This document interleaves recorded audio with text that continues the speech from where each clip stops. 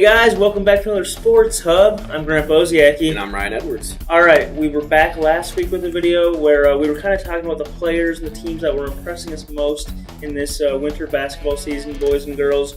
Where do you want to start off this week's video with? Franklin and Kennesaw. The Franklin Flyers improved to 7-6 after they got girls, right?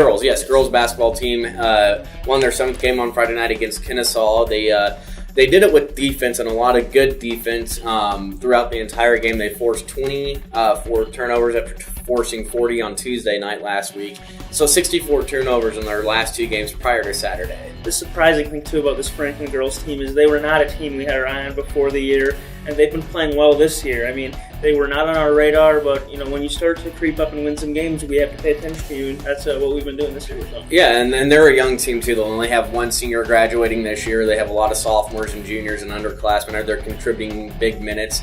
One thing really that impressed me the most was how their coach teaches his kids. You know, like they listen to him and they understand what he wants, and they go out and make those adjustments quarter by quarter. Next, you want to talk about? We have Kearney Catholic. They played in the Orange-Black tournament down in Colby, Kansas. Kearney Catholic boys and girls, since we've talked, they've, both been having great seasons. Girls, though, they are still undefeated, so that's obviously one of the biggest headliners, if not the biggest, of all the basketball teams in our region. And they did so in dominant fashion this past week. They went down to Colby, Kansas and played in the Orange-Black tournament. They dominated that, won all 3 games by margins of 20-plus points, which really is impressive for a team like that. And we need to mention senior center Caitlin Long. She had 22 points. 22 points in the championship game, career high. She's really improved. I mean, her numbers, they don't scream at you, this amazing player, but she is an integral part of their team. And she, at defense, she's the big down low. Offense, she's a good passer in the post, so she's just a dangerous weapon. And that's the one thing that Kearney Catholic has that most teams don't have in our area throughout the state too, is that they have 2 bigs that can dominate at any one point in time during a game. Her and Anna Squires. Yeah. So another team that really impressed me has been the Kearney High boys. They started off the season 1-3. They've started playing a heck of a lot better. They're now 10-4, and they're knocking on the door of being one of Class A's best teams. And then Cannon Coster, obviously their forward, has been catching our eye. Definitely a front runner for Player of the Year. Yeah, he's scoring 18 points a game, and the one thing that he's really improved on from last year is rebounding. Last year, only averaged 4 rebounds per game. This year, he's pulling down 7.8 boards a game. So his rebounding ability has helped him improve as a player. And let's not forget Jake Techmeyer and Shiloh Robinson too. Those 3 guys are having really good years. And opposing coaches have always told me, if we can't stop one of them, it's kind of like pick your poison with Kearney High at this point. There are a couple more teams we want to talk about. First off,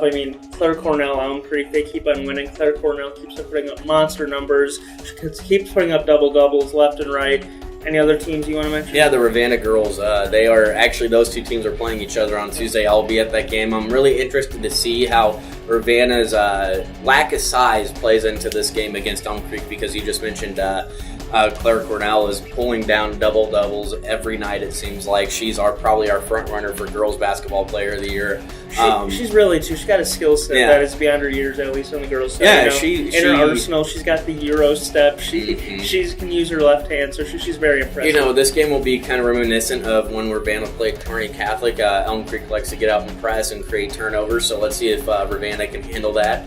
That 2-1-2 press that they throw at you. And to wrap all this up, we get a conference tournament, 2 conference tournaments. Grants are obviously seeing Ansley, Litchfield, and South Loop, and the Mid-Nebraskan Athletic Conference. And then on Friday and Saturday, we have the Southwest Conference semifinals and finals at Kearney High. So it should be an entertaining weekend. The one thing I'm looking forward to is to see if Taylor Kissinger can come back for Minden this week. Alrighty, you heard it here. We'll be back next week. Thanks. Thanks, guys.